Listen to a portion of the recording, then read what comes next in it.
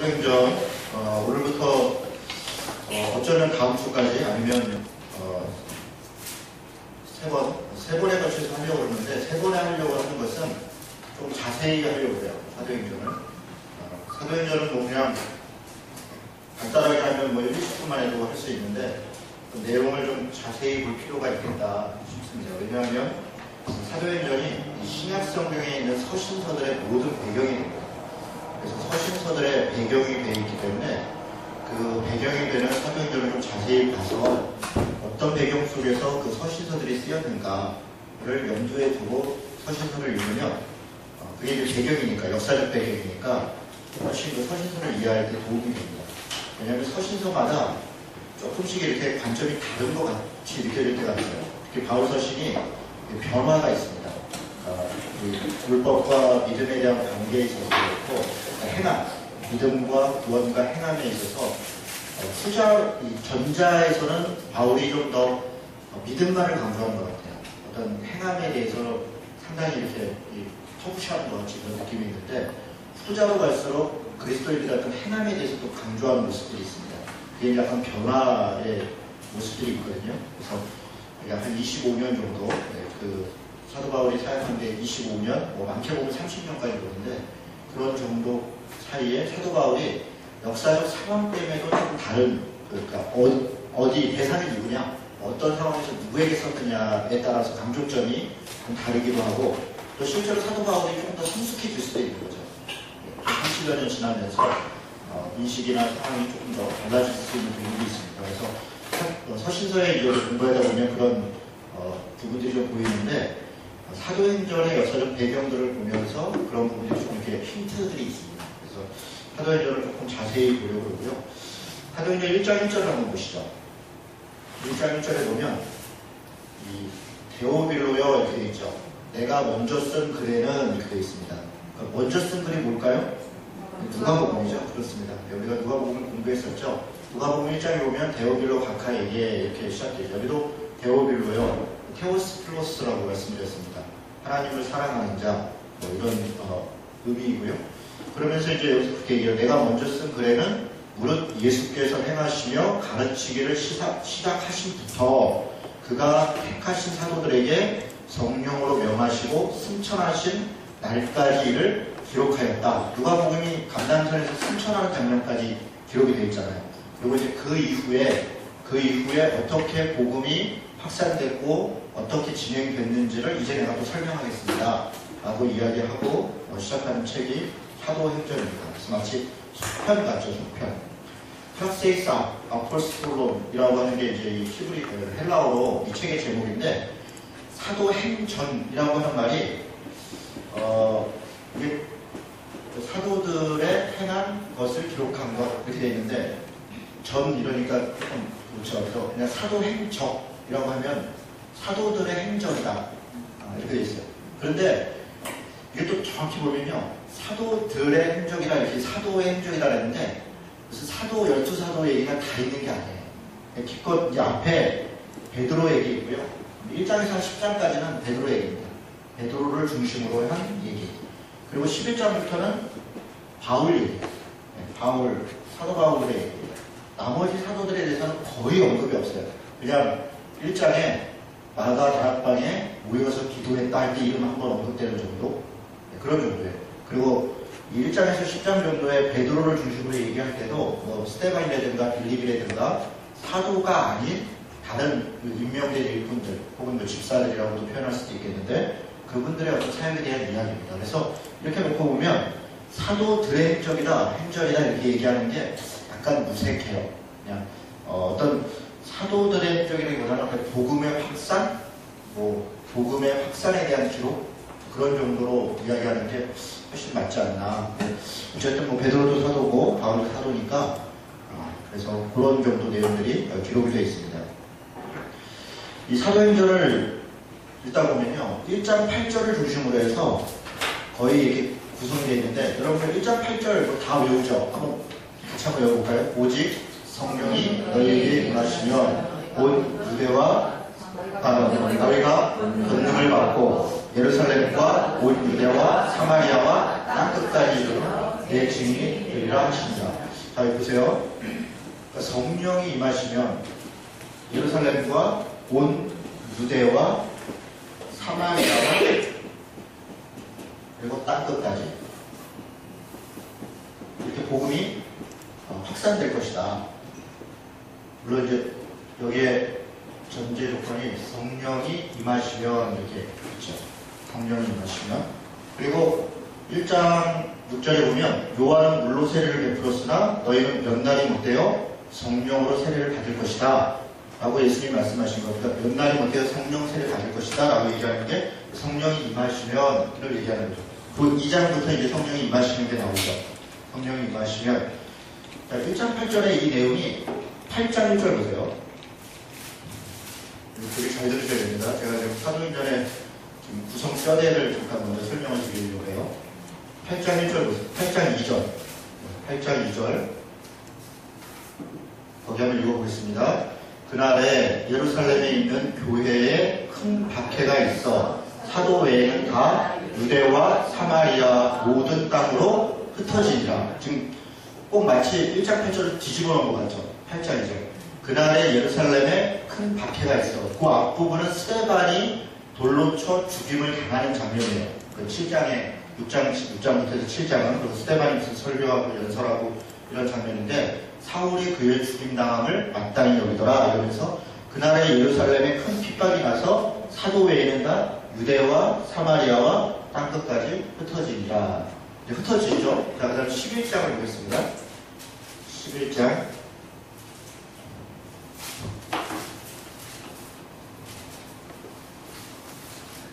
11장 19절. 거기 한번 읽어보겠습니다.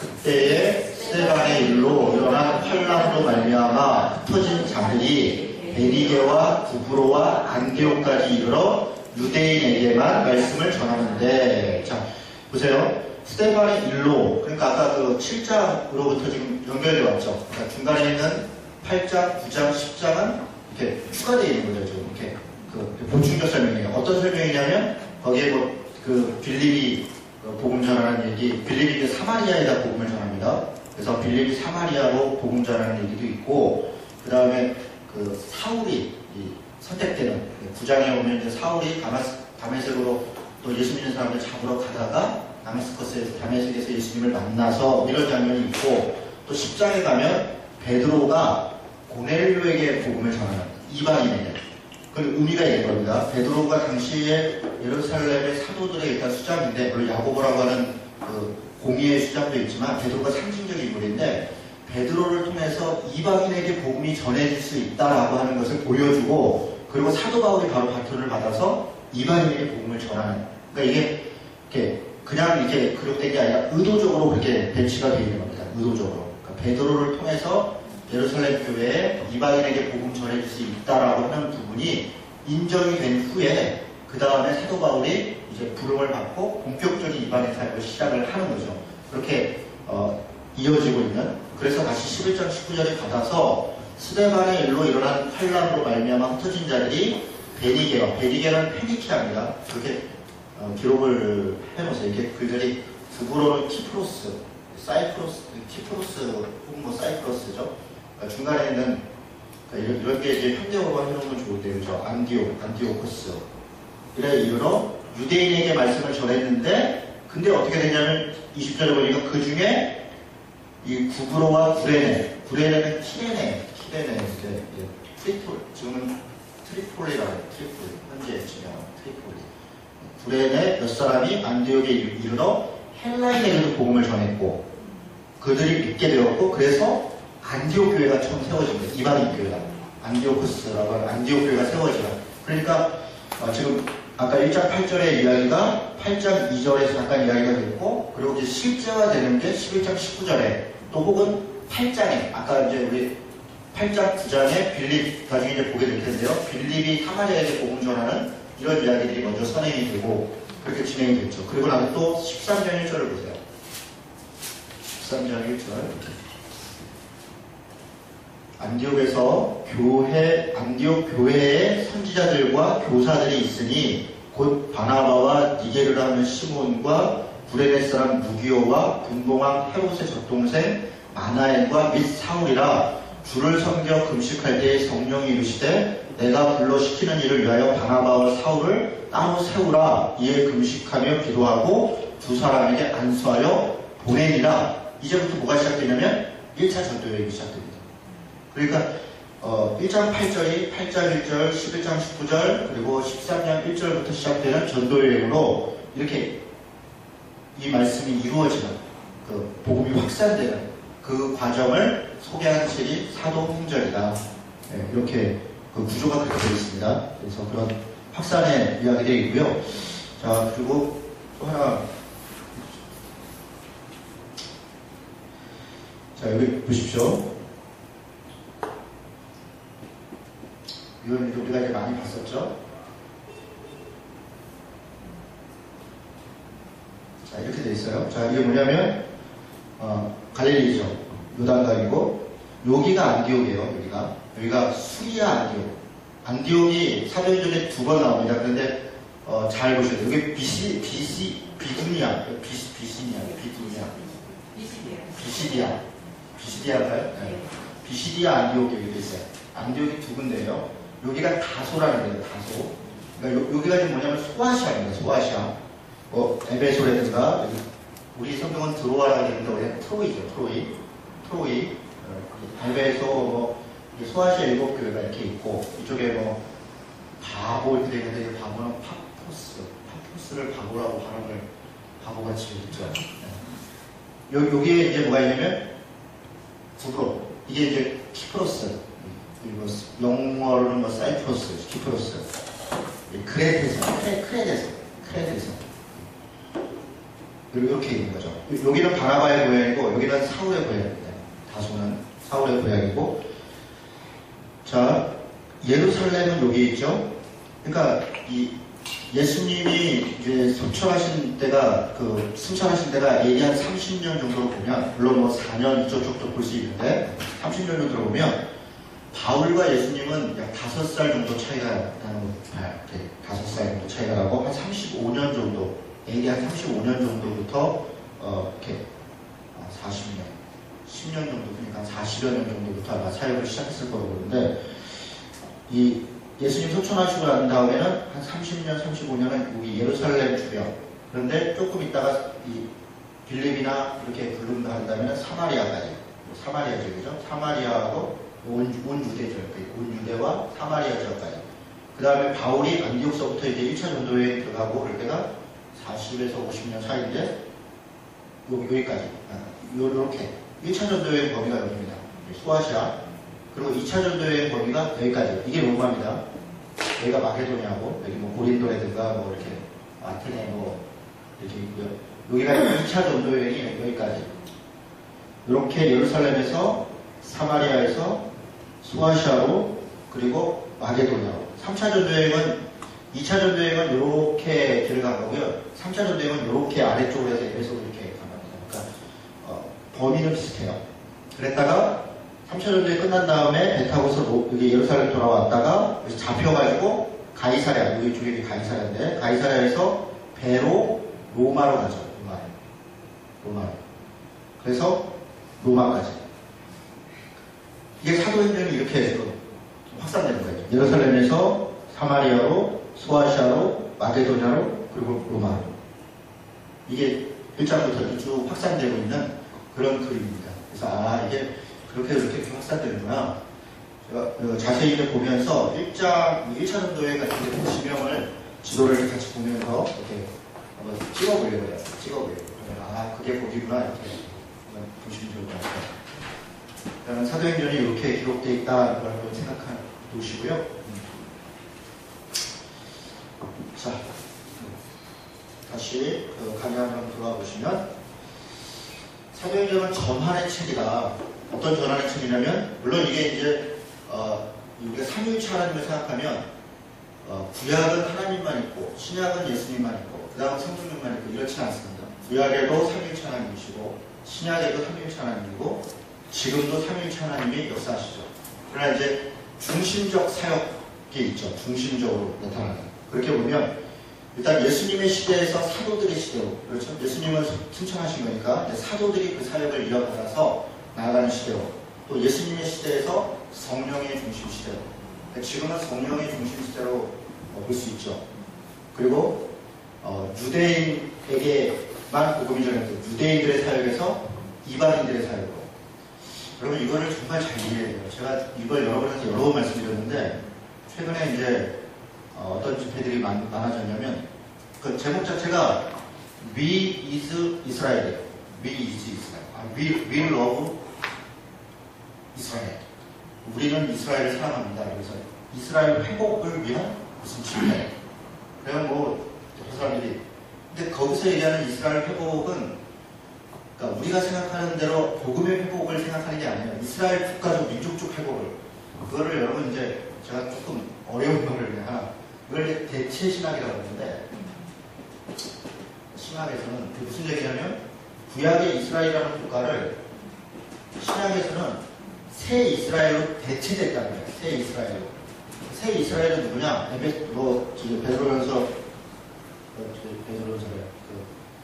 베드로전서 맞네요. 2장 8, 9절, 10절 이런데 또 에베소서 마찬가지로 믿는 자들, 믿는 자 혹은 성도들, 믿는 자는 이코로 교회라는 거예요.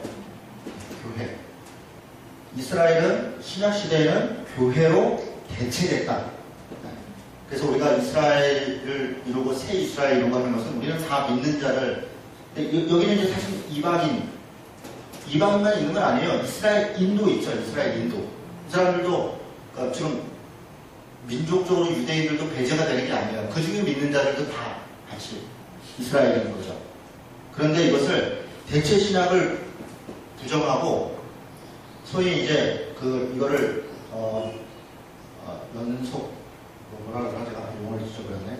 그러니까 이제 연장됐다? 아니, 단절이죠. 그러니까 대체되지 않고 이렇게 의미적으로만 연장됐다. 그래서 여전히 이스라엘은 회복돼야 된다. 그러니까 구약에서 이야기하고 있는 여러 가지 예언이나 이런 것들은 예수 그리스도의 십자가를 통해서 새 이스라엘로 완성됐다고 보지 않고 여전히 국가적, 민족적 이스라엘에서 회복돼야 된다. 그래야 끝이 오고 그래야 주님의 재림이 있다라고 이야기하는 것을 여전히 주장하는 사람들이 있어요.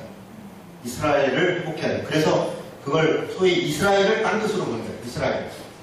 복음이 이스라엘에서 시작했으니까 이스라엘로 돌아가는 게 딴 뜻이다. 이렇게 이야기하면서 여러분 이런 개념들은 사실 다 잘못된 개념들입니다. 이스라엘이 딴 뜻이 아니에요. 네.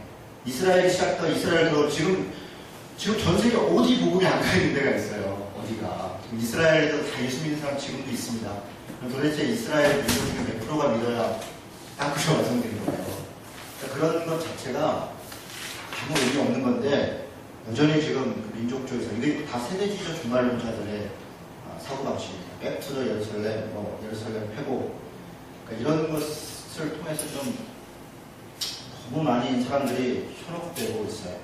그렇지 않고 우리가 새 이스라엘이고 하나님의 백성이고 우리가 있는 곳이 사실은 딴 뜻이에요. 우리가 있는 곳이.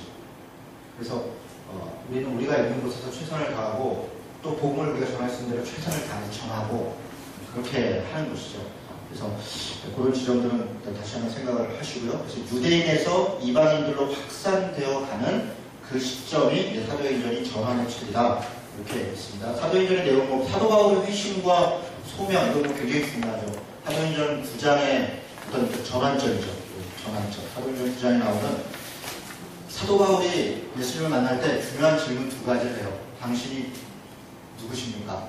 나는 무엇을 해야 됩니까? 이게 사실 우리에게 있어서 예수님을 만날 때 예수님이 누구인가를 정확히 아는 것과 그리고 내게 주시는 소명이 무엇인지 정확히 아는 것, 이게 사실 굉장히 중요한 질문이고 우리가 들어야 될 답변이고 우리가 살아야 되는 소명이죠. 사도 바울의 만남의 장면이 나옵니다. 그 다음에 바나바와 바울의 협력 사역을 보여준다. 그런 거 있고요. 1차, 2차, 3차 전도여행을 하는데 그 전도여행에 여러 가지 특징들이 있는데 그 중에 보면요. 바울이 혼자 다니진 않아요.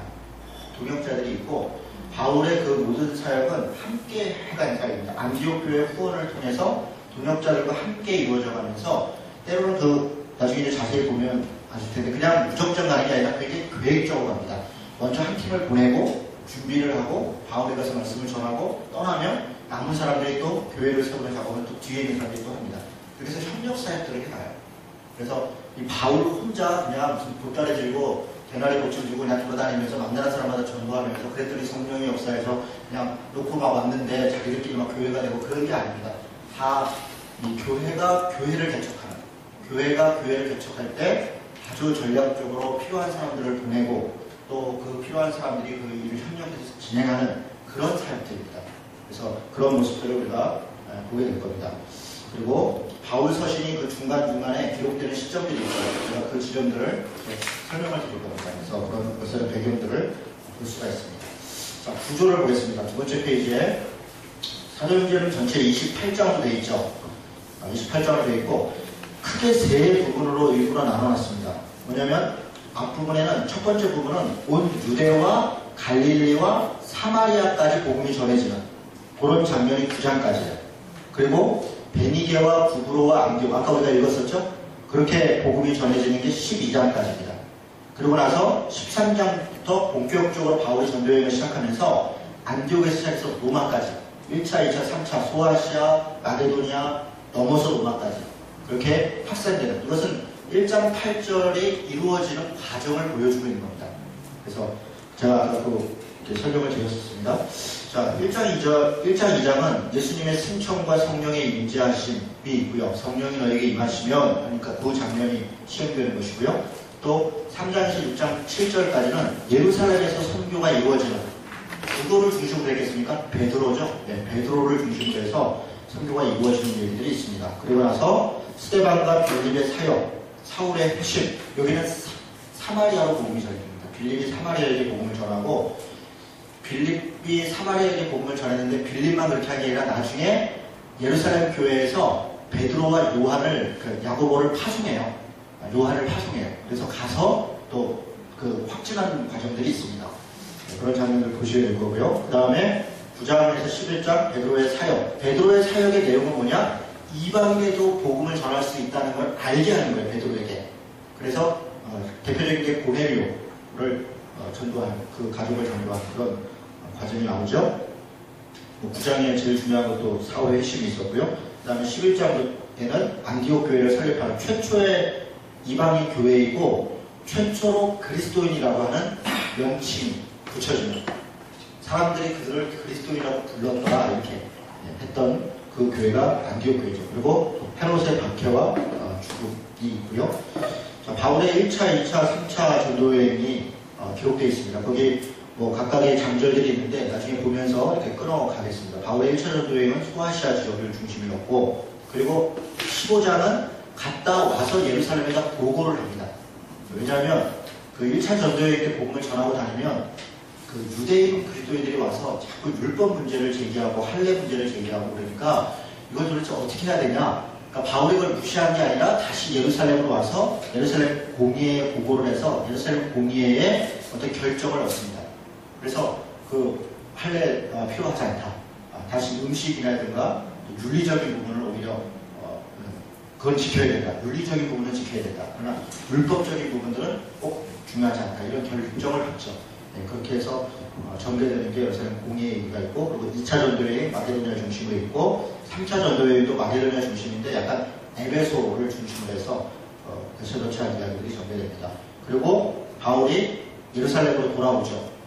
돌아올 이유는 두 가지예요. 하나는 예루살렘 교회가 그때 당시 핍박이 있고 어려우니까 예루살렘 교회에 있는 성도들이 먹고 살기가 굉장히 어렵습니다. 바울이 1, 2차, 3차 전도여행을 하면서 자기가 개척한 교회들의 이 기간이 20년 이렇게 되는 거예요. 1차, 2차, 3차 이렇게 되는 게 뭐 1년에 한 번씩 갔다 온 게 아니라 그 많은 기간 동안에 그러면 이제 교회들이 이제 성숙하기도 하고 성장하기도 했겠죠. 그런 교회들에게 예루살렘 교회를 우리가 도와야 된다. 우리 모교회이고 또 우리 형제들인데 우리가 그들의 어려움을 모른 척해서는 안 되겠다. 그래서 각각의 교회들이 모은 연보들을 모아서 가지고 와서 전달합니다. 그런 목적이 하나 있고, 그리고 예루살렘 교회의 사람들의 도움을 받고 해서 로마로 가고 싶었던 거예요. 그걸 승인받고 싶었고 사실은. 그런데 그렇게 가긴 갔는데 죄수의 몸으로 가고, 그때 당시에는 이미 상황이 굉장히 악화됐고 유대인들이 이제 바울을 죽이지 않으면 자신들의 입지가 더 좁아지겠다. 그래서 아예 그냥 먹고 자는 걸 포기하고서 몇백 명이 아예 바울 죽이기를 쫓아다니는 정도로 그런 아주 험악한 상황들이 벌어지죠. 그래서 바울이 로마로 죄수로 압송돼서 가고 그래서 로마까지 갑니다. 그래서 28장이 그 끝부분 이야기가 있습니다. 이 감옥에 갇힌 그랬는데 감옥이란 말을 안 쓰면 그냥 집에 가택연금이 있었어요. 그걸 감옥이라고 하니까 오해합니다. 가택연금이에요. 나중에 실제로 바울은 4차 여행을 합니다. 4차 여행은 이 이후에 풀려나서 돌아다니면서 에베소와 골로새서와 이런 것들을 쓰고 그걸 가지고서 자기가 개척했던 교회들에 다시 교회론들을 가르치고 다니다가 잡혀서 로마로 와서 메메톤 감옥이라는 곳에 갇혀서 거기서 순교합니다. 거기서 사형당해요. 그걸 바울의 4차 여행이라고 합니다. 그러니까 그 뒤에 있는 서신서들, 뭐 디모데 전후서라든가 디도서라든가 이런 건 4차 여행 기간 중에 쓴 겁니다. 나중에 제일 끝에 책자들이죠. 그렇게 사도행전은 그렇게 구성이 되어 있습니다. 사도행전의 내용을 좀 살펴보려고 하는데요. 들어가기 전에 잠깐 쉬었다가 갑시다. 오늘은 6장 7절까지만 보도록 할게요. 네, 6장 7절까지인데 1장부터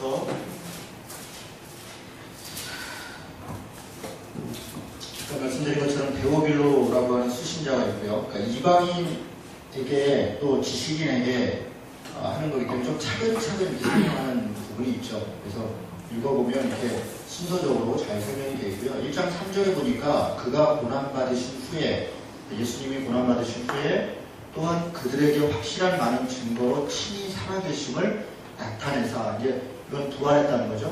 부활하신 다음에 바로 승천한 게 아니라 40일 동안 그들에게 보이셨고 하나님 나라 일을 말씀하셨습니다.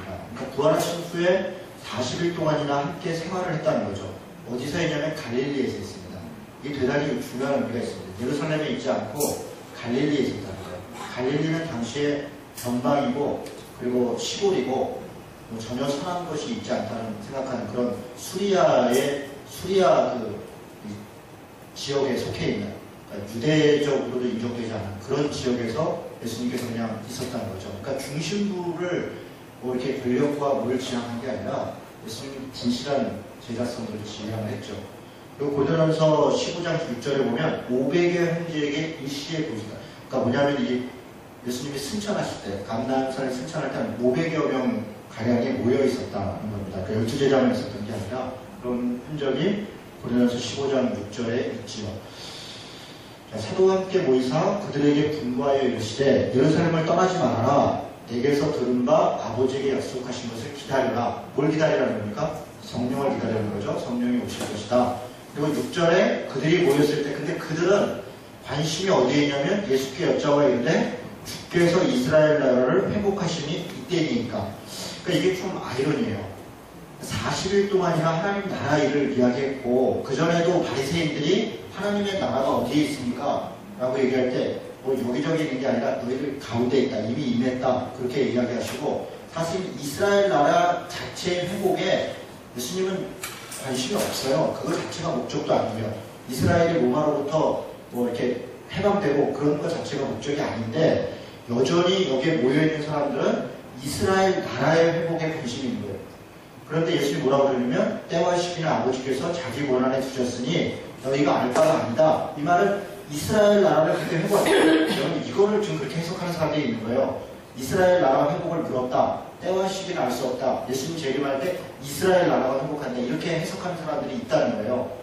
그게 아까 얘기했던 이스라엘 회복운동의 논리 중에 하나예요. 근데 제가 볼 때는 여전히 제자들의 우매함에 빠져 있는 거예요. 제자들은 자신들의 국가 나라의 회복에 관심을 갖고 있고 예수님은 하나님의 나라, 전 인류의 구원, 그래서 이것이 확산되어지고 전 인류가 하나님 앞에 구원받는 것에 관심이 있는데 여전히 제자들도 그 관점에서 벗어나지 못하고 있고 지금도 여전히 그 관점에서 벗어나지 못하고 있는 게 아닌가. 저는 그게 좀 안타까운 것 같아요. 그래서 때와 시기는 너희 알 바 아니다. 그러면서 오직 성령이 너희에게 임하시면 너희가 권능을 받을 것이고 예루살렘과 온 유대와 사마리아와 땅끝까지 이르러 내 증인이 될 것이다. 그러니까 되리라 이렇게 얘기한 것은 네가 선택이 아니라는 거예요. 성령이 임하시면 그렇게 될 것이라는 거예요. 이거는 당위적인 명령입니다. 그리고 그렇게 될 것이라는 것을 예언적으로 선언하시는 겁니다. 그리고 실제로 그렇게 된 것이죠. 사도행전이 이 말씀이 이루어지는 과정을 보여줍니다. 그런데 안타까운 것은 우리가 알다시피 예루살렘에 큰 핍박이 나서 이렇게 된 거예요. 그러니까 예루살렘을 벗어나게 된 이유가 예루살렘에 핍박이 나서 예루살렘 핍박이 나지 않았으면 그들은 예루살렘을 벗어나지 않았을 거예요. 여전히 자기들이 이스라엘 나라의 회복을 꿈꾸고 있었을 거라는 거예요. 그런데 하나님께서 예루살렘의 핍박을 통해서 그들은 그것이 고난이고 환난이고 하나님 왜 우리한테 이런 어려움을 주십니까? 라고 이야기했을지 모르겠어요. 그렇죠? 그때 당시 사람들은 그랬겠죠. 그런데 결과적으로 이 말씀이 이루어지는 것은 그들이 말씀에 순종해서 자의적으로 행한 것이 아니라 하나님에 의해서 그 명령이 수행되어졌다는 거예요. 거기에 그들이 사용되어졌다라고 하는 게 8장 2절에 있는 큰 핍박이 나서 사도 외에는 다 흩어졌더라. 흩어짐을 당했더라. 그런 얘기예요. 그 흩어졌더라는 그냥 스스로 흩어진 게 아니라 흩어짐을 당했더라. 그렇게 됐다는 거예요. 이건 우리에게 시사하는 바가 크죠. 우리도 마찬가지죠. 우리가 하나님의 나라의 역사 가운데 하나님이 하시고자 하는 일을 우리가 통찰력을 가지고 하나님의 뜻이 무엇인가, 우리에게 원하는 게 무엇인가, 그것을 먼저 순종하게 행하지 않으면 하나님은 하나님을 하세요. 그런데 그것이 때로는 핍박으로, 때로는 고통으로 흩어짐이 당할 수 있는 것이죠. 저는 지금 우리 한국교회가 그런 상황이라고 봅니다. 우리 한국교회가 지금 여러 가지 어려움들이 오는 것은 우리 스스로 우리가 감당해야 될 것들을 제대로 감당하지 않고 내부적으로 부패하고 대응하고 우리끼리 흩어짐을 면하자 이러면서 마치 바벨 타고 쌓는 것처럼 쌓고 짓고 흩어짐을 면하자니까 하나님이 흩으시는 거예요. 그것을 그 가운데 핍박이 있는 거죠. 근데 그 핍박이 아니라 사실 은혜죠. 그래서 때로는 그런 환난과 고난이 우리에게 은혜이고 하나님의 뜻을 빨리 캐치하고 스스로 변해가는 것이 오히려 순종하는 것이다. 저는 그렇게 말씀을 이해합니다. 자, 그러고 나서 예수님께서 올라가셨고요. 그리고 12절에 제자들이 감람원이라 하는 산으로부터 예루살렘에 돌아오니 이 산은 예루살렘에서 가까워 안식일에 가기 알맞은 길이다. 사실 예루살렘 바로 맞은편에 있는 게 감람산입니다. 그래서 거리 자체가 가깝고요. 그리고 그들이 유하는 다락방으로 올라가니 이 다락방이라는 말 때문에 우리가 다락방을 그러는데 몇 명 들어갔다 그러냐면 120명 들어갔다 이렇게 나오잖아요. 120명 들어가는 건 다락방이 아닌 거죠. 2층 집인 거죠. 그러니까 예루살렘에 있는 로마식 저택이에요. 로마식 저택. 마가의 집이요. 마가 어머니의 집이죠. 그러니까 마가는 굉장히 부유한 집 사람이었다라고 알 수 있겠죠. 그리고 마가는 바나바의 생직이더라. 바나바도 되게 부자였죠. 그래서 초대교회에 구브로에서 온 부자였고 신앙이 신실했고 그리고 자기의 땅과 이런 걸 팔아서 초대교회에 내려왔고 그것이 다른 사람한테 복이 돼서 다른 사람들도 그 일을 행했고 그런데 그거 보고 나도 좀 이렇게 높임을 받아볼까 했던 바나니아와 삽비라가 거짓말하고 속이다가 죽임을 당하고 이런 이야기로 가는 거죠. 네. 마가의 이야기, 마가의 다락방 2층 집이다 이렇게 생각하시면 되겠고요. 자, 14절에 보니까 여자들과 예수의 어머니 마리아와 예수의 아우들과 더불어 마음을 같이하여, 이게 특이한 장면입니다. 우리가 복음서를 볼 때는 어머니와 예수님의 동생들, 예수님을 이해하지 못했어요. 오히려 핍박하는 자들 편에 있었고 그것이 이제 자신들 가문이나 나사렛이라고 하는 마을을 지키는 길이라고 생각을 했죠. 그런데 그들이 예수께서 부활하시고 40일간 있으시고 이런저런 과정을 통해서 예수께서 부활하셨구나, 메시아였구나 를 깨달았고 그리고 그들이 이제 이 기도하는 우리 가운데 동참되어 있는 모습을 볼 수가 있죠. 그런 흔적들이 있는 거고요. 그런 다음에 15절에 120명 원적을 있고요. 자, 넘어가서 이제 마띠아를 새로 뽑습니다. 왜냐하면 가룟 유다가 없어진 거예요. 이들에게서 12라고 하는 숫자는 여러분 이게 좀 되게 의미가 있는 거예요. 가룟 유다가 이제 배신했고 그리고 자살해서 죽었어요. 12제자가 없어요. 아니 그러면 그냥 11명이면 어때요? 그런데 굳이 한 명을 더 채워요. 왜 그럴까요? 그는 12이라고 하는 숫자를 채우는 거예요. 그건 의도성이 있습니다. 그래서 구약에서 12지파가 이스라엘을 대표하는 것처럼 신약에서의 12사도라고 하는 12사도가 이스라엘을 대표하는 거예요. 이스라엘을 대표하는. 그래서 그 12이라는 숫자를 의도적으로 채우죠. 그 다음에 그 이후에 무슨 마띠아가 뭘 했다 그런 게 하나도 없습니다. 그냥 마띠아를 채웠더라라고 하는 것은 마띠아에게 초점이 있는 게 아니라 열둘이라고 하는 그것을 채우는 의미에 대해서 지금 초점을 두고 있는 겁니다. 그런데 22절에 보니까 항상 우리와 함께 다니던 사람 중에 하나를 세우자 조건이 제시되는 겁니다. 사도의 조건이 뭐냐면 항상 우리와 함께 다니던 사람 중에, 그러니까 우리와 함께 다니던 사람 중에 유스도도 있고 마띠아도 있는 걸 보니까 12사도 외에도 12사도만큼의 열심을 가지고 늘 함께 사역했던 사람들이 있었다는 거예요. 있었다는 겁니다.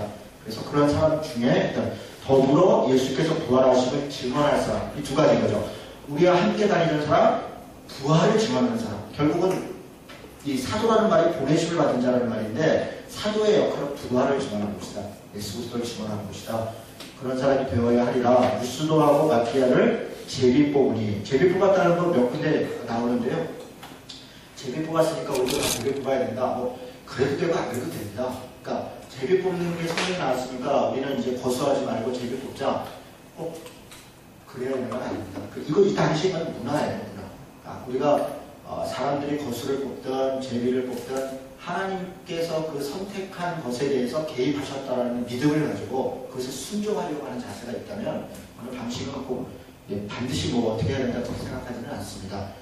자, 어쨌든 제비 뽑아서 그가 11사도의 수에 들어가니라. 그래서 12사도가 됐죠. 자, 오순절 날이 이름에 오순절 6월절로부터 50일이 지난 때입니다. 오순, 순이 순자죠. 그래서 그들이 다 같이 한 곳에 모였는데 이들이 흩어지지 않았고 마가의 다락방으로 추정되는 곳에 계속 모여서 여전히 공동생활 비슷하게, 그렇다고 같이 살았다는 건 아닙니다. 같이 뭐 여기저기 있다가 또 모이기도 하고 이렇게 저렇게 아마 했을 것입니다. 후변의 하늘로부터 급하고 강한 바람 같은 소리가 있어 그들이 앉은 온 집에 가득하며 마치 불의 혀처럼 갈라지는 것들이 그들에게 보여 각 사람 위에 하나씩 임하여 있더니 그들이 성령의 충만함을 받고, 성령이 임하시는 장면이 마치 불의 혀와 같이, 그러니까 어떤 그런 이렇게 느낌으로 혹은 그런 현상으로 나타났다, 그런 얘기이죠. 성령의 충만함을 받았고 다른 언어들로 말하기를 시작했다. 이 다른 언어라는 말이 방언이라는 거죠. 우리가 이제 방언 그러면 우리 원래 국어에서 방언 그러면 사투리를 방언이라는 거잖아요. 사투리. 그러니까 다른 말로 했다. 이때 방언의 특징이 있습니다. 어떤 특징이냐면 8절에 보니까 우리 각 사람이 난 방언으로 듣게 되는 것이 어찌미냐 이렇게 얘기하고, 여기서 우리 각 사람이 난 곳이라고 이렇게 몇 군데라냐면 여기 바데인, 메데인, 엘람을 쭉쭉 얘기하는데 16곳입니다. 시험보면 16곳. 그러니까 아주 이렇게 멀리서부터, 심지어는 아주 멀죠. 구레네도 있고 애굽도 있고요. 또 어디 아라비아도 있거든요. 아라비아인들 이런 사람들이 있는데 11절에 보니까 각 언어로 하나님의 큰 일을 말함을 듣는도다. 이 말은 무슨 얘기입니까? 옆에 있는 사람이 알아들었다는 거죠. 자기 나라 말로 지방말로 알아들었다는 거예요. 그래서 이때 당시의 방언은 그냥 이렇게 우리처럼 이렇게 못 알아듣는 그런 이야기를 한 게 아니라 방언입니다. 근데 고린도전서 12장에 나오는 방언은 조금 다릅니다, 느낌이. 그래서 실제로 이렇게 외국어나 사투리처럼 된 게 아니라 하나님의 언어다, 이렇게 느낌이 좀 다릅니다. 그래서 이때 이 사도행전에 나타났던 이 현상을 오순절에 성령이 임했고 알아듣는 방언을 하는 것을 연속적으로 볼 것이냐 아니면 단회적으로 볼 것이냐 할 때 저는 그 단회적으로 보는 것이 맞다. 그러니까 물론 그 이후에 성령의 역사가 없다는 게 이 사건, 이 오순절에 임했던 이 사건은 지금 이렇게 말을 이렇게 해서 언어를 알아듣고 그런 방언이 아니에요. 지금 하고 있는 방언들은 대개 그런 방언이 아닙니다. 고린도전서 12장에 나오는 그런 방언들이죠. 그러니까 그것은 그런 식의 이렇게 연속적인 성령의 역사들이 있지만 사도행전에 나오는 이것은 오순절에 성령이 임하심으로 이때 이 신약 교회가 시작되어지는 그 첫 시점을 알리는 것이다. 그래서 저는 좀 단회적으로 보는 입장이고요. 그리고 그 이후에 일어나는 성령의 역사를 그 비슷한 것이다 보면 그렇게 볼 수도 있겠습니다. 그런 정도로 해석하고 지나가면 좋을 것 같습니다. 자, 베드로가 오순절에 이제 성령을 받은 베드로가 완전히 다른 사람이 돼요. 이 이전의 베드로와 이 이후의 베드로가 정말 달라요. 물론 마태복음 16장에 베드로가 주는 그리스도시고 살아계신 하나님의 아들입니다 이렇게 고백했을 때 그 이전과 그 이후가 다를 것 같은데 사실 보면 다르지 않아요. 왜냐하면 예수님이 십자가에 죽으실 때 베드로는 3번이나 저주하면서 예수님을 배신하거든요. 그러니까 그 모습을 보면 베드로는 여전히 신앙 고백을 했다 할지라도 자기 중심적 신앙 고백을 한 것이고, 그리고 달라지지 않은 모습이 있었어요. 그리고 예수님이 부활하신 후에 베드로에게 와서 이렇게 될 것이다 라고 얘기했을 때도 여전히 베드로는 그에 대한 믿음은 있었지만 크게 달라져 있지 않은, 그런 성령이 임한다면 그는 완전히 다른 사람입니다. 그전에는 죽음 때문에 예수님을 배신했지만 나중에 우리가 뭐 잘 알다시피 베드로가 이 거꾸로 십자가를 못 박혀 죽었다는 거잖아요. 로마에서. 그것을 기꺼이 감당할 수 있는 것은 사실 이게 인간의 의지로 될 수 있는 게 아니죠. 그래서 성령의 은혜가 있고 성령의 능력이 그것에 필요하죠. 베드로가 이후에 행적들을 보면 그렇습니다. 베드로의 고백들을 보면 옛날에 베드로가 아니에요. 말뒤에 얼마나 전전했는지 몰라요. 베드로가 굉장히 성격이 급하거든요. 복음서에 보면 뭐 정말 거칠고 직설적이고 그래요. 그런데 이 베드로 설교가 여기 사도행전에 2번 나오고, 베드로 전서를 보면요, 베드로 전서는 특히 소망의 서신이래요. 그 연약하고 약한 사람들한테 소망을 주는 이런 서신이라고 하고, 베드로 후서도 이제 뭐 물론 종말에 대해서도 이야기를 하지만 대체적으로 사랑하고 힘을 내고 또 우리가 더 오래 참자 이런 얘기를 하는데, 베드로가 아닌 것 같아요. 정말요. 무슨 바울이 쓴 것 같고 막 그래요. 그러니까 다른 사람이기 때문에 인격적으로 달라졌고 사역적으로 달라졌고, 네, 그런 모습을 우리가 볼 수 있습니다. 베드로가 설교하는 중에 17절에 보니까 요엘서를 인용합니다. 그런데 하나님이 말씀하시기를 말세에 이렇게 얘기해요. 말세에 내가 내용을 모든 육체에 보여줬다. 여러분 이거는 이제 요엘서를 한번 보도록 하죠. 요엘서 2장이죠. 2장, 요엘 2장 28절 한번 보죠. 호세아, 요엘, 아모스거든요.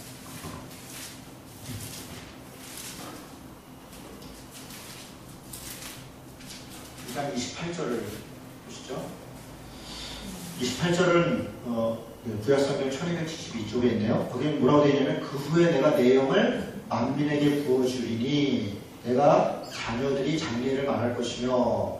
근데 여기 보면 그 후에 이렇게 있죠. 그 후에 내가 내용을 만민에게. 그러니까 이때 이 그 후에를 사도행전의 이 저자인 누가는 말세로 인식을 하는 거예요. 말세 때 이런 일이 있을 것이다. 그러니까 세상이 끝날 때, 혹은 주님이 이 초림하시고, 그러니까 이 말세, 그러니까 지금은 뭐 재림까지는 아니어도 하나님 나라가 임했을 때 이런 일이 있을 것이다. 그렇게 얘기를 하는데, 지금 사도행전 2장은 지금이 그때다. 지금이. 그렇게 얘기를 하는 거죠. 그러니까 우리하고 인식이 다르죠. 만약에 이 요해를 재림 때로 인식을 하는 게 아니라 초림 때 성령이 임했을 때로 인식을 하는 거죠. 그러니까 이게 이제 구약 백성들과 또 신약 백성들과 지금 우리가 해석할 때 좀 차이가 있는 겁니다. 그래서 제가 계시록 얘기할 때도 계속 천년왕국도 그렇고 등등도 그렇고 지금이 우리가 말세 시대를 살고 있는 것이다. 이제 그런 설명들을 여러 번 드렸었는데요. 자, 어쨌든 말세 내가 내용을 모든 육체에 부어줄 건데 너희 자녀들은 예언할 것이고, 이때 예언은 미래를 얘기한다는 게 아니라 마태를 예자입니다. 말씀을 깨달을 것이고, 사실 그 정도 의미예요. 너희 젊은이들은 환상을 보고 이상을 보고 꿈을 꾸고 비전을 보고, 너희 늙은이들은 꿈을 꾸리라. 이런 의미죠. 그리고 그때 내가 내용을 남종과 여종들에게, 이것도 되게 특이합니다. 여자를 이미 요엘 때 언급을 하고요, 이때도 이미 언급을 합니다. 남자와 여자를 동일하게 언급을 해요. 그리고 결론은 이렇게 하나님의 영이 임하실 때 그 결과가 뭐라는 거냐면 그게 21절입니다. 21절을 같이 한번 읽겠습니다. 자, 시작.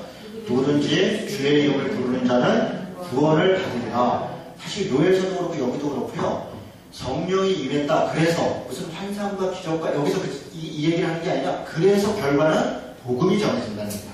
복음이. 성령이 너에게 임하시면 유대와 사마리아와 땅끝까지 이르러 복음이 전해질 것이다. 그러니까 성령이 우리에게 임했다라고 하는 것은 사실은 여러 가지 인격적 변화도 있고 성령의 열매도 있는데, 왜? 목적이 뭐냐면 복음이 증거되는 것의 목적이 있습니다.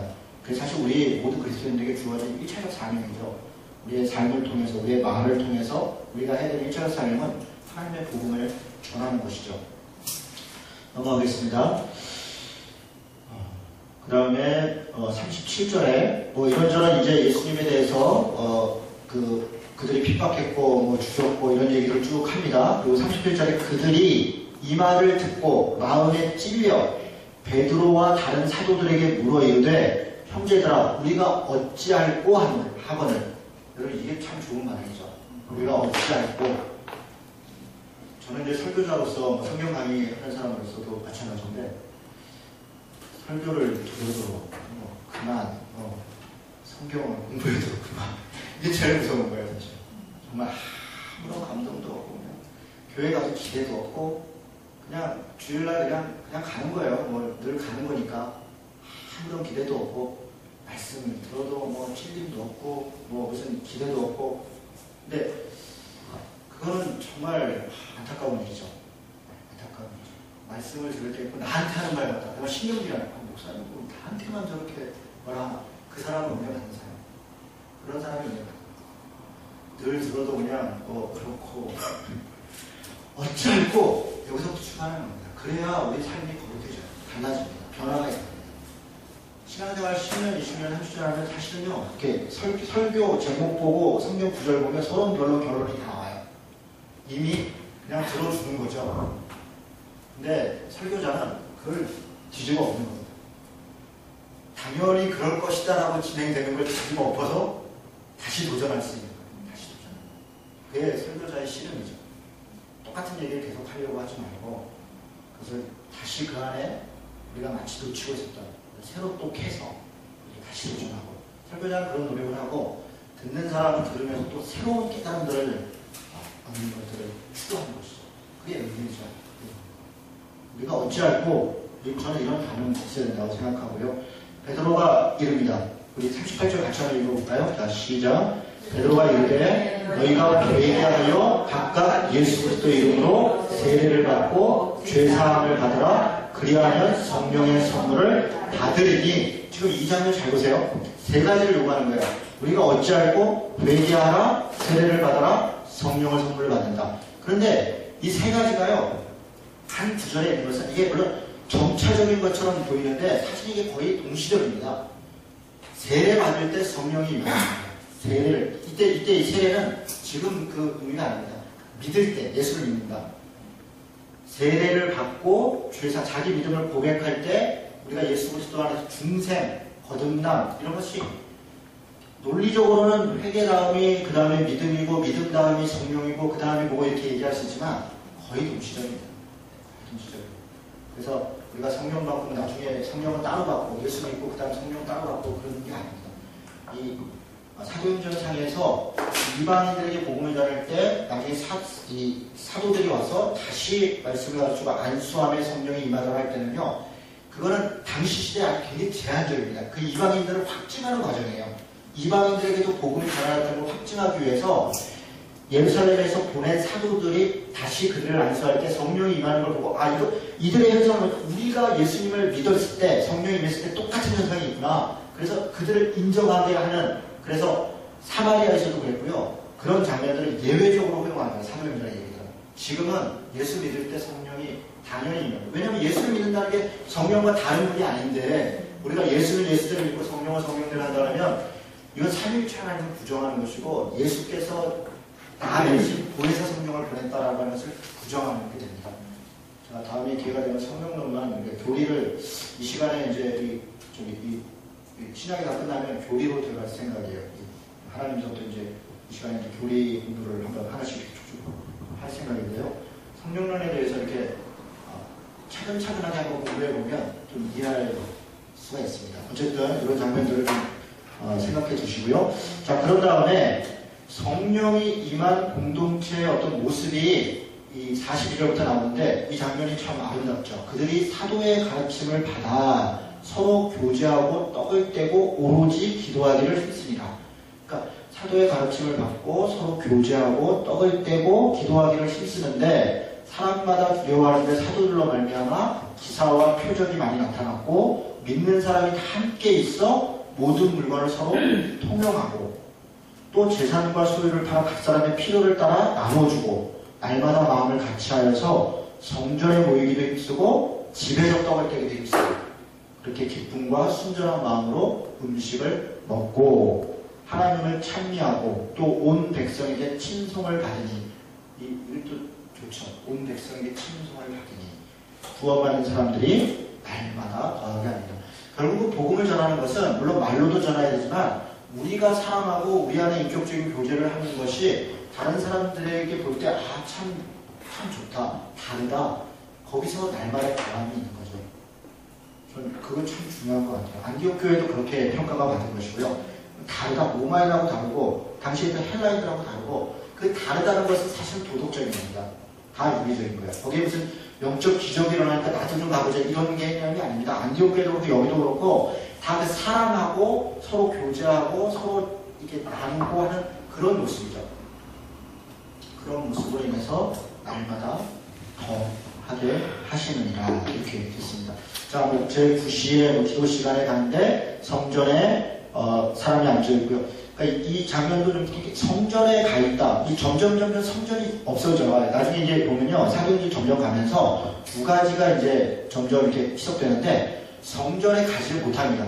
유대인들과 반목이 생기면서 따로 모이기 시작해요. 처음에는 성전에서 모인 거예요. 유대인 그들도 다 유대인이었으니까 유대인들이 성전에서 그 근처 그 성전 어간에서 모여서 예배하기도 하고 그 제사제도에 참여하기도 했었단 말이에요. 하나님을 믿으니까. 그런데 유대인들과 분리되면서 따로 모이기 시작해서 점점 에클레시아라고 하는 안식 후 첫날 모임이 형성되는 장면이고요.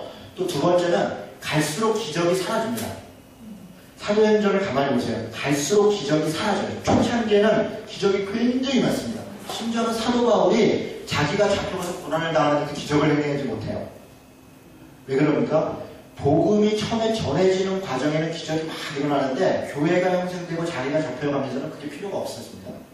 점점 말씀에 대한 공부들. 그래서 에베소로 가고 고린도로 가서 사도 바울 오히려 말씀을 2년 동안 가르쳤더라, 6개월 동안 가르쳤더라, 쟁론했더라 이렇게 점점 바뀌어갑니다.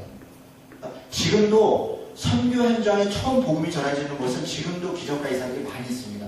지금도 그래요. 그런 보고들이 많이 있습니다. 근데 우리 한국같이 복음이 이미 전해져서 사실 우리 한국은 선교적으로 얘기하면 완전 복음화된 곳이에요. 우리가 뭐 20몇 프로까지 갔었는데 그 민족이 10%까지만 복음이 믿어도 그걸 우리 복음화라고 합니다. 제가 이렇게 보여도 선교학을 전공한 사람입니다. 제가 선교학을 4년을 전공했습니다. 복음화는 10% 얘기합니다. 10% 정도가 지나고 20%는 상상이 안 가는 거예요. 전 세계에서 이 기독교 국가가 아닌데 20% 이상 신학을 믿는다? 이거는 뭐 상상도 안 되는 겁니다. 이거 엄청난 사건이에요. 그런 나라가 거의 없습니다. 그런데 그러면 어떻게 하냐? 그 다음에는 말씀의 깊이로 성숙으로 들어가야 되는데 우리가 그렇게 들어가지 못하면 지금 같은 현상이 벌어지는 거예요. 여전히 그 초보적인 신앙의 기적과 이적을 쫓아다니면 거기서 왜곡이 벌어지는 겁니다. 지금은 사실은 말씀 가운데 이 성숙함으로 그게 이제 신앙의 습관화되고 문화화되고 삶이 돼야 되는데 그렇게 가지 못하고 있는 거죠. 그런 장면들을 이렇게 읽어보면 여러분이 그렇게 느끼게 됩니다. 실제로 그래요. 그렇게 전개가 됩니다. 자, 베드로가 6절에 보니까 은과 금은 내게 없거니와 내게 있는 것으로 내게 주더니 나사렛 예수 그리스도 이름으로 일어나 걸어라. 성전 미면에 앉아있는 사람한테 그렇게 명령을 합니다. 굉장히 좋은 말이죠. 은과 금 내게 없는데 내게 주는 나사렛 예수 이름으로 일어나 걸어라. 지금은 어떻습니까? 은과 금은 많은데 나사렛 예수 그리스도 이름으로 우리가 잃어버린 거죠. 지금 우리가 시대가 그렇습니다. 은과 금은 우리에게 정말 많죠. 그런데 우리 안에 그리스도에 대한 믿음, 그 능력이 우리 안에 상실되어 있는 것이죠. 이걸 보고 사람들이 놀래고 어쩌고 하니까 12절에 이 일을 왜 놀랍게 여기느냐. 우리 개인의 권능과 경건으로 이 사람을 걷게 한 것처럼 왜 우리를 주목하느냐. 우리 주목하지 말고 하나님을, 예수 그리스도를 이걸 또 기회로 해서 복음을 전하죠. 15절에 유명한 얘기를 합니다. 생명의 주를 죽였도다. 그러나 하나님이 죽은 자 가운데서 그를 살리셨으니 우리가 이 일의 증인이다. 우리가 이 일의 증인이다. 이게 우리가 할 일인 거죠. 우리가 이 일의 증인이다. 하나님이 나 같은 사람을 복음을 알게 하시고 교회 하나님의 백성 삼았는데 내가 증인이다. 하나님을 보여달라고 할 때 누가 증인입니까? 예수님이 나를 본 자를 하나님을 보았거늘 왜 하나님을 보이라느냐. 사실 그게 우리의 고백인 거예요.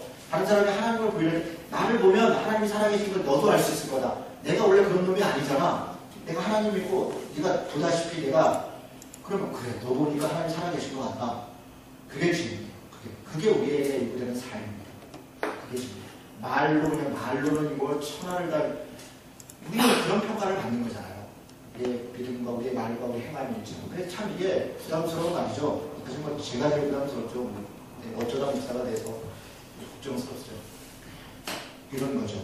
우리가 그 삶의 증인이다. 그 이름을 믿음으로 그 이름이 너희가 보고 아는 이 사람을 성하게 하였나니 예수로 말미암아 난 믿음이 너희 모든 사람 앞에서 이같이 완전히 낫게 하였느니라. 자, 4장에 가니까 베드로가 이렇게 복음을 전했습니다. 기적을 느꼈어요. 그랬더니 당시 시대의 권력을 누리고 있고 권세를 가지고 있는 사람들이 가만히 안 있죠. 예수님 시대와 마찬가지로 특잘같이 달려들죠. 4절 1절에 사도들이 백성에게 말할 때에 종류도 다양해요. 제사장들과 성경 같은 자와 사두개인들과 그들이 예수 안에서 죽은 자의 부활이 있다고 백성을 가르치고 전함을 싫어하고, 그리고 5절부터 보니까 관리들과 장로들과 서기관들과 또 6절부터 대제사 안나스와 가야바와 요한과 알렉산더와 및 대제사장의 문중이 다 참여해서 아주 그냥 때로 대표되는 거예요. 때로.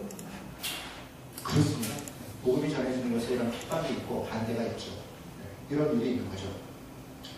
7절에 사도들 가운데 세우고 묻되 너희가 무슨 권세와 누구 이름으로 이 일을 행하느냐? 예수님한테 했던 말이죠. 예수님께 했던 말이죠. 성전을 정화시켰을 때 그들이 가서 네가 무슨 권세로 이런 일을 하느냐? 똑같은. 이들은 항상 물어보는 게 너가 뭐냐는 거예요. 어떤 권력을, 나는 제사장인데 너는 누구냐? 나는 이런 정도 힘이 있고 권세가 있고 나는 이런 직분이 있는데 너는 뭐냐? 그거에 관심이 있죠. 내가 지금이나 그거에 관심이 있어. 너는 뭐냐? 너는 뭐냐? 나는 나다. 그런 거죠. 하나님이 그렇게 나는 나다. 그런 거죠. 우리도 그런 거예요. 내가 목사니까, 우리 교인이 몇 명이니까. 그런 거는 사실 하나도 중요하지 않아요. 그런 걸 내세우는 게 얼마나 유치합니까? 하나님을 믿는 사람. 근데 우리는 지금 그게 다 기준이죠. 그런 관심. 내가 뭐니까. 그건 우리에게 하나도 중요하지 않습니다. 어쨌든 베드로가 답변을 하면서 명대답을 해서 4장 12절 같이 있습니다. 자, 시작. 다른 이로서 구원을 받을 수 없나니 천하 사람 중에 구원을 받을 만한 다른 이름을 우리에게 주신 일이 없음이라 하였더라. 아멘. 그렇습니다. 다른 이로서는 구원을 받을 수 없다. 이게 명확한 거죠. 예수를 믿음으로 구원받는다. 사실 이것이 우리 기독교의 독특성이에요. 어쩌면 이것이 일종의 배타성일 수 있죠. 저는 그 배타성이 기독교의 이런 부분에 있어서 배타성은 저희는 그게 우리 배타적이지 않다 이렇게 말할 이유가 없습니다. 배타적이다. 이 부분에 있어서입니다. 근데 그것이 우리 기독교가 존재하는 독특성이에요. 이것이 무너진다면 기독교는 있을 필요가 없는 겁니다. 모든 종교는 다 자기 종교의 독특성이 있어요. 자신들이 믿는 독특성이 있습니다. 그것은 서로 존중받아야 됩니다. 그것이 옳다라고 얘기하는 게 아니라 존중받아야 되는 거예요. 기독교도 우리 스스로 예수 그리스도만을 믿음으로 구원받는다는 것은 저는 그것은 존중받아야 되는 것이고, 그것이 저는 이야기되는 것이 다른 사람들을 억압하는 문제라 생각하지는 않습니다. 그것은 우리 안에서 진리의 문제이니까 이 부분을 명확하게 인식할 필요가 있겠다 이렇게 생각합니다. 18절에 그들을 불러 경고합니다. 도무지 예수 이름으로 말하지도 말고 가르치지도 말라. 베드로가 대답합니다. 베드로가 요한이 대답하여 이르되 하나님 앞에서 너희 말을 듣는 것이 하나님의 말씀 듣는 것보다 옳은가 판단하라. 하나님의 말씀을 듣는 것이 옳다. 그런 말을 하는 것이죠. 넘어가겠습니다. 29절에 주여 이제도 그들의 위협함을 구워보시옵고 또 종들로 하여금 담대히 하나님의 말씀을 전하게 하여 주시오며. 이게 복음 전하는 자의 자세이지요. 그러나 이런 것들이 우리 안에 무례함을 행해도 된다 그런 이야기를 하는 것은 아닙니다. 무례해서는 안 돼요. 여러분 이런 생각하는 거죠. 그러니까 우리 교회 혹은 자기 자신만을 위해서 한국교회 전체를 죽여서야 되겠습니까? 저는 우리 어떤 무례한 행동이 사실은 한국교회 전체를 죽이고 자기만 살려고 하는 그런 행동이 될 수 있어요. 길거리에서 너무 무례하게 복음을 전할 때 자기 교회에는 드리블지 모르겠어요. 그렇게 해서 어떤 한두 사람을 건질지 모르겠어요. 그러나 그것이 한국교회 전체에게 해가 되고 결국은 그것이 우리 교회에도 손해가 된다는 걸 알아야 됩니다. 그래서 우리가 무례하지 않아야 돼요. 예의를 갖추고. 무례하지 않는다고 무례하지 않게 복음을 전하는 곳에는 하나님에 대한 믿음이 사실 전 거기에 있다고 봅니다. 복음을 전하는 것에 내 말의 능력이나 내가 어떻게 해서 저 사람을 꼬실 수 있고 내가 어떻게 하면 저 사람을 할 수 있다라고 생각하면 착각이에요. 복음의 현장에 하나님이 역사하시고 있는 거예요. 우리가 무례하지 않게 복음을 전할 때도 하나님이 역사하실 것이다 라고 하는 믿음이 있다면 우리가 예의를 갖춰서 그렇게 복음을 전할 수 있습니다. 저는 그렇게 복음이 전해졌으면 좋겠고, 그러나 그것이 또 복음 전하는 것을 포기하지 않는, 그것이 같이 갈 수 있지 않겠습니까? 복음을 전하면서도 포기하지 않으면서도 무례하지 않을 수 있는, 그렇게 되면 참 좋겠다 그렇게 생각합니다. 31절에 빌기를 다음에 모인 곳이 진동하더니 무리가 다 성령이 충만하여 담대히 하나님 말씀을 전하더라. 기도하고 복음을 전하고 사도들의 가르침을 받고 서로 떡을 떼고 나누고 그곳에 성령의 충만함이 있고 같이 이렇게 가는 것이죠. 자, 그 다음에 물건을 서로 통용하는데 34절에 그 중에 가난한 사람이 없으니 참 이 말도 의미가 있습니다. 가난한 사람이 없어서 다 부자라는 게 아니죠. 우리 형제들 중에 누가 이때 당시에 가난한 사람이라는 것은 굶어 죽은 사람이 없으니 그 정도에 다 가난한 시대입니다. 다 가난한 시대예요. 지금처럼 뭐 엄청 먹는 시대가 아니고 하루 3끼 먹는 게 다 어려운 시대입니다. 그런데 다 이렇게 서로 같이 살려고 애썼다는 것이죠. 그래서 36절에 두고로에서 난 레위 족속에 있으니 이름은 요셉이라 사도들이 일컬어 바나바라 번역하면 위로의 아들이라 권면자라 위로의 아들이라 그가 밭이 있음에 팔아 그 값을 가지고 사도들 발 앞에 두니라. 자, 밭을 팔았어요. 자, 그러면 바나바가 전 재산을 다 팔았나요? 그런 거 아닙니다. 여러분 이후에도 바나바는 여전히 잘 살았고요. 일부를 한 것이죠. 할 만한 걸 한 것입니다. 그래서 이런 장면들을 보면서 다 팔아서 갚아야 된다 그렇게 얘기하는 건 지나치고요. 본인부터 팔아라 하세요. 다른 거 둘째치고 목사들이 가끔 그러죠. 나는 내 재산을 다 팔아서 이렇게 했다. 글쎄요. 저는 전혀 그렇게 믿지 않습니다. 먹고 살만 한 만큼 서로 다 하는 것입니다. 그렇죠. 그래야 되고요. 목사도 자기 가족을 부양해야 됩니다. 당연하죠. 제가 제 아이들을 부양하고 저희 가족을 먹여 살리고 하는 것은 저에게 있어서는 가장으로서의 제 의무예요. 그거 자체를 요구해서도 안 되고 또 그걸 내놓은 것을 자랑할 수도 없는 것입니다. 그게 얼마나 부책임한 것일까요? 그러니까 저는 그 초대교회의 행동들이 적절했다 이렇게 봐야지 모두 다 했다 이렇게 보는 것은 지나치다. 그런데 그걸 그렇게 해석하지 않고 모두 다 한 것으로 자기를 드러내고 싶은 사람이 있었죠. 아나니아와 삽비라입니다. 그가 더불어 소유를 팔았습니다. 잘했죠. 좋은 일을 했어요. 그런데 그 값에 얼마를 감췄어요. 왜 감췄습니까? 감추고 이게 전부입니다 이러고 싶은 거예요. 자기 전부를 내놨습니다 이러고 싶었던 거예요. 그것에 대해서 4절에 사람에게 거짓말한 게 아니고 하나님께 거짓말한 것이다. 지금은 초대교회 처음에 교회를 세워가는데 이런 부분들에 대해서 하나님이 용납할 수 없어요. 이거를 가지고 또 보편화시켜서는 안 됩니다. 지금 하나님 앞에 속이면 죽는구나 그렇지 않고요. 이거는 아주 독특한 케이스죠. 케이스. 모두가 따라야 될 문제가 아니라 어떤 변환점에 있어서 하나님께서 특별히 역사하실 때가 있어요. 예를 들어 가나안 땅을 여호수아가 공격해서 이스라엘 하나님 나라를 배울 때 지금도 우리가 그 이방 족속들을 죽이고 거기에 하나님 나라를 만들어야 된다 이렇게 보편화시키는 것은 성경을 잘못 해석하는 것이죠. 그건 그 시절의 독특성인 거죠. 그건 케이스잖아요. 마찬가지입니다. 이런 사건들을 우리가 볼 때 케이스로 봐야지 이걸 모델로 봐서 모두가 다 해야 되는 보편적으로 적용한다던가 그렇게 가는 것은 지나치다. 앞에 바나바의 사건도 마찬가지고 아나니아와 삽비라의 사건도 마찬가지고 지나치지 않게 해석하는 것이 저는 좋다고 생각을 합니다. 자, 하나님께 거짓말한 자다. 그래서 결국 그들이 죽음을 당하죠. 자, 사도들의 표적이 쭉 일어났고요. 등등등 있었습니다. 자, 그리고 사도들이 이제 감옥에 gat혔다가 나오는 이야기가 있고요. 넘어가겠습니다. 29절에 베드로와 사도들이 5장 29절입니다. 대답하여 이르되 사람보다 하나님께 순종하는 것이 마땅합니다. 이런 자세를 갖추고요. 32절에 우리는 이 일의 증인이고 하나님이 자기에게 순종하는 사람들에게 주신 성령도 그러하니라. 34절에 바리새인 중에 가말리엘은 율법교사로, 이 가말리엘이라는 사람이 율법교사라는 하나의 문파입니다. 이 바울이 가말리엘 문파라고 얘기했죠. 당시에 가장 그 율법, 그 유대교에서 존경받는 또 혹은 가장 학문이 높은 사람을 가말리엘인 것으로 보여요. 그가 이런저런 얘기해서 사도들을 좀 도왔고요. 41절 사도들은 그 이름을 위하여 능욕받는 일에 합당한 자로 여기심을 기뻐하면서 공의 앞을 떠나니라. 사도들이 무슨 기적도 행했고 생각해보세요. 병도 고쳤고 베드로가 무슨 수건할 때 사람도 일어났고 또 감옥에 갇혔다가 옥문이 나오기도 했고 그런데 여전히 능욕을 당했다는 거예요. 이게 또 이상하지 않아요, 여러분? 그런 기적과 능력을 가졌는데 능욕을 당해.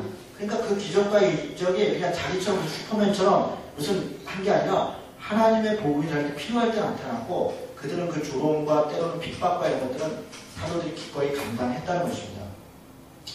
그들이 날마다 성전에 있든지 집에 있든지 예수는 그리스도라고 가르치기와 전도하기를 그치지 아니하니라.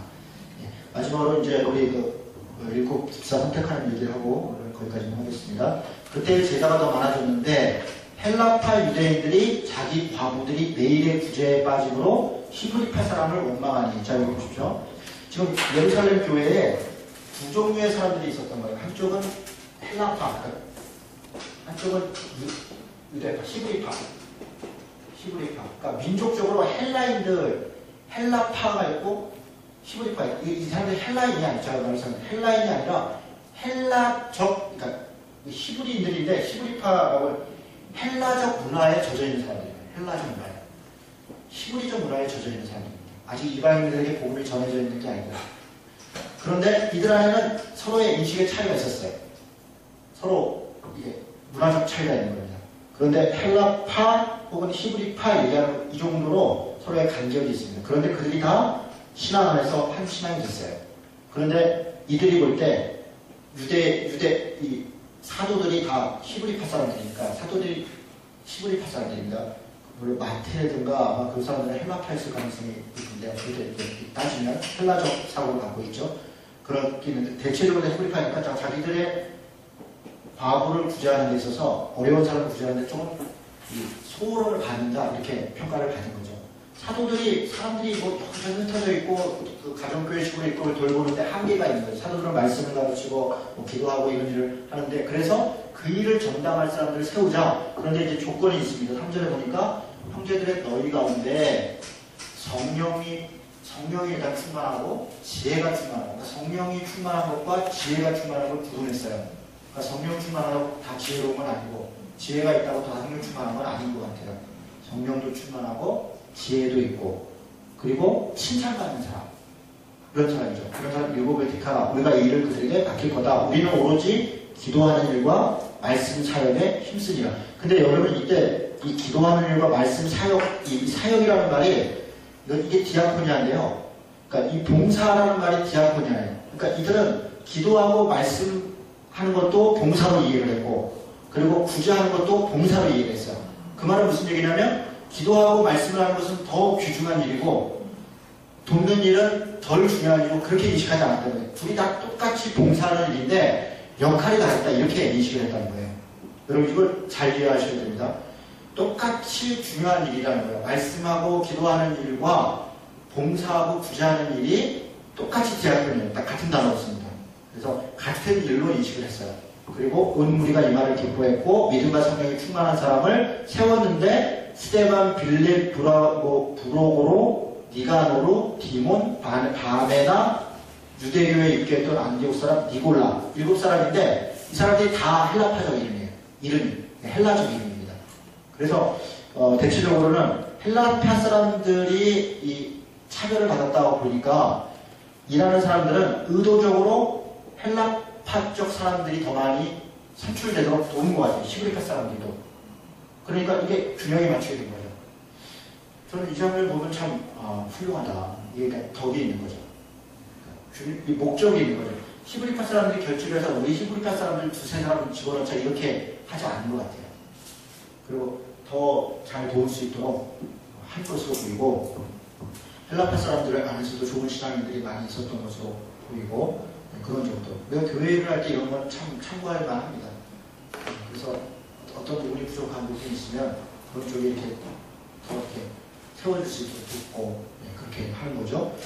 사도들 앞에 세우니 사도들이 기도하고 그들에게 안수하니라. 7절에 같이 읽겠습니다. 하나님의 말씀이 점점 왕성하여 예루살렘에 있는 제자의 수가 더 심히 많아지고 허다한 제사장의 의도 이 도에 복종하니라. 이렇게 아름답게 점점 성장해 오는 모습이 보이죠. 우리가 다음 주부터 이렇게 6장부터 해서 1차 아마 2차 전도여행까지 다음 주에 볼 텐데요. 조금 이렇게 자세히 이렇게 살펴볼 거고요.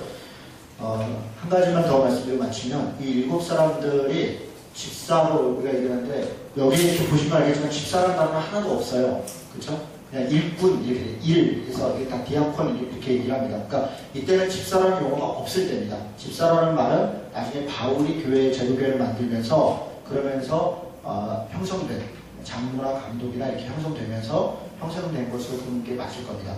그래서 뭐 스데반도 빌립도 그렇고 막 세례도 주고 이렇게 하잖아요. 그러니까 이걸 그 집사라고 하는 것을 지금 똑같이 집사로 해서 이코를 해가지고 같은 권한으로 같은 생각으로 생각하면 그거는 좀 오해가 있을 것 같아요.